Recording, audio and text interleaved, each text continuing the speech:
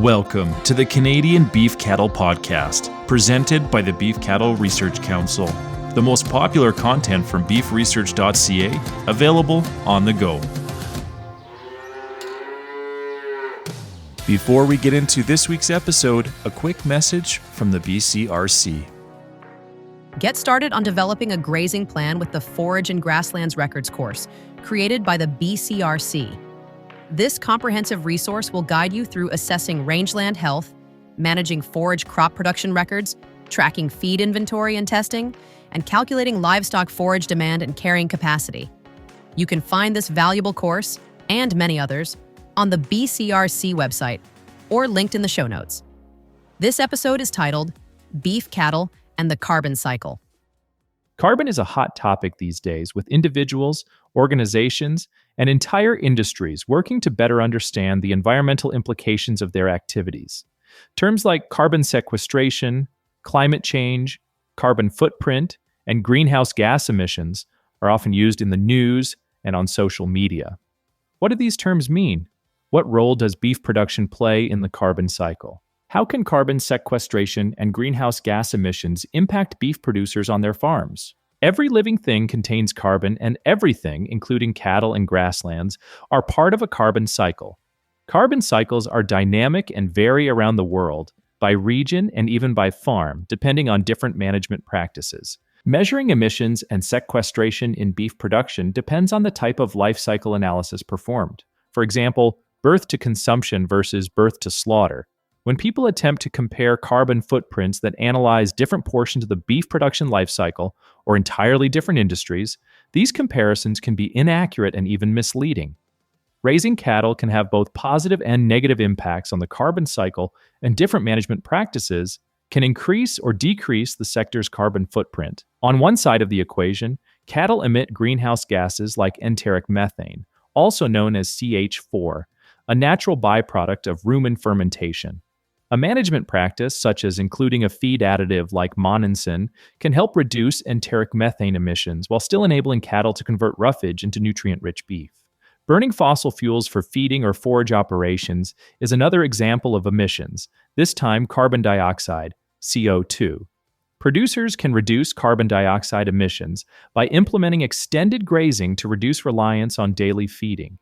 On the other side of the equation, perennial forages and grasslands, the foundation of the beef cow-calf sector, are a critically important part of the carbon cycle because of their sequestration potential in Canada and worldwide. Forages and grasslands capture carbon dioxide, CO2, during plant growth and sequester carbon in underground roots. Grasslands store up to 30% of the world's organic carbon, and perennial grasslands are particularly effective carbon sinks, storing up to 97% of their carbon below ground. Carbon sequestration is a dynamic process. Plants take in carbon dioxide, CO2, from the atmosphere during photosynthesis for plant growth, release oxygen into the atmosphere, and sequester carbon underground within their root systems. All plants, including trees, annuals, and native and tame perennial grasslands, sequester carbon. However, not all carbon sinks are equal. In stable conditions, forests sequester more carbon in timber, leaves, and needles than grasslands can store above and below ground. However, when a forest fire occurs, much of this carbon is promptly released back to the atmosphere during combustion. Fire suppression, drought, and insect infestations put carbon sequestered in forests at risk of release. In contrast, by storing the majority of their carbon below ground where it is protected from fire, grasslands provide a more stable carbon sink. Annual crops sequester the least amount of carbon underground. Annual cropping systems are important for food and feed production. However, compared to native grasslands, annual cropland often provides fewer ecosystem benefits, such as reduced biodiversity, reduced carbon storage, decreased soil water availability, and decreased soil porosity. Scientists estimate that between 50 and 200 tons of carbon per hectare is stored in Canada's grasslands, with an additional 3 to 12 tons of carbon per hectare stored in above-ground plant growth and plant litter. Most of the carbon sequestered is typically contained in the top 15 centimeters of the soil. Soil organic carbon can also increase with grazing, particularly in the surface soil, 0 to 15 centimeters, with minimal changes below this depth. Increased soil carbon may be caused by the ongoing animal impact that is responsible for trampling litter into soil, a grazing-induced plant response which causes plants to set down additional shallow roots following grazing, as well as an increase in the growth of individual plant species with higher grazing tolerance. Historical land use change is the single largest disturbance of grassland carbon, leading to an estimated global loss of 30 to 50% of grassland carbon stores. Practices such as converting grassland to cropland, draining wetlands, and construction such as urban development and transport infrastructure lead to carbon loss. Changes in carbon stocks occur in the short term and over a long period of time as well. For example, when a grassland is cultivated for annual cropping, there will be a rapid loss in carbon stocks during the first few years of cultivation. However, carbon may continue to be lost from the system for several years after, eventually reaching an equilibrium at a much lower level. Beneficial land use practices, such as revegetating annual cropland to perennial forage or using livestock manure as a fertilizer, can help rebuild carbon stocks, but it remains unclear as to whether the previous carbon stocks can be restored, and if so, how long it may take. It's estimated that Canada once had 61,500,000 hectares of natural grassland, of which approximately 1,540,000 hectares remain, primarily in smaller fragments. The conversion of natural grassland to annual cropland represents a loss of carbon stocks estimated between 20% and 60%.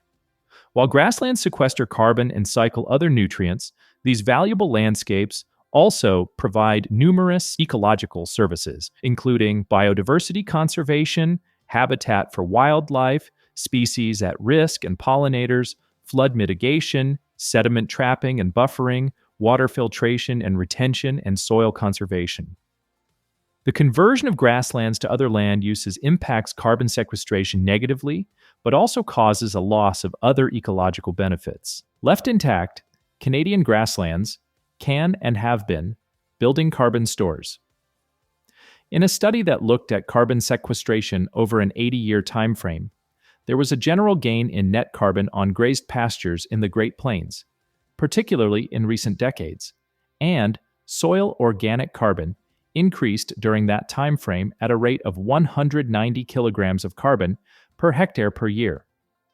Farms that implement management practices that promote removing carbon dioxide from the atmosphere through plant growth and sequestering that carbon below ground in the root system and soil may be more resilient and adaptable to changing climatic conditions. There are some on-farm practices that producers can implement to increase sequestration and stability. Practice number 1, avoid converting perennial grassland to annual cropland. After annual cropland is planted to perennial forage, revegetated land is slow to recovery and may not fully recover root mass and soil organic matter, even after 50 years. Practice 2, converting annual cropland to perennial forage is a carbon storage opportunity. However, data is unclear on how much carbon is sequestered over time. However, in addition to carbon storage opportunities, converting annual cropland, particularly marginal land, to perennial forage does provide additional ecological benefits, including improved habitat and biodiversity, reduced soil erosion, and increased water retention. Practice 3. Canadian studies have shown that moderate grazing can increase soil carbon concentration, particularly in the top 15 centimeters of the soil surface. Grazing appears to be more beneficial for soil carbon in moister grasslands than in dry areas. Moderate grazing can also enhance other ecological services, including plant diversity and forage production. Practice 4. Native grassland plant species tend to have higher root-to-shoot ratios than tame forages and tend to have more root mass below ground than tame species. When revegetating annual cropland to perennial grassland, including native plant species may be an effective way to increase carbon storage. And practice 5. Left undisturbed, wetlands typically store more carbon than they release, resulting in net carbon sequestration. Wetland restoration can help reestablish ecological functions on these sites, and Canadian studies have indicated that carbon sequestered on newly restored wetlands, as well as older restored wetlands, result in a net carbon benefit. Beef production in Canada has a distinct carbon cycle that includes inputs and outputs, and greenhouse gas emissions and carbon storage. While there are challenges that the sector must overcome, including reducing emissions and meeting ambitious industry-leading targets, there are also great opportunities. Canadian researchers are working toward understanding practices that support carbon sequestration and methane reduction in beef cattle production. At the same time, technology and innovation are allowing producers to become more efficient at producing beef. And there's an opportunity to understand the incredible value that grasslands and forages present for carbon sequestration.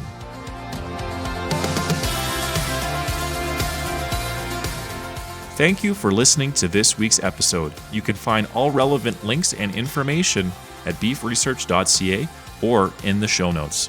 The Beef Cattle Research Council is funded by the Canadian Beef Cattle Checkoff and strives for excellence in the production of Canadian beef, cattle, and forage through research, innovation, and extension. Tune in every Tuesday as the Canadian Beef Cattle Podcast delivers straightforward insights, expert information, and a wealth of practical knowledge for Canadian beef producers. Subscribe now.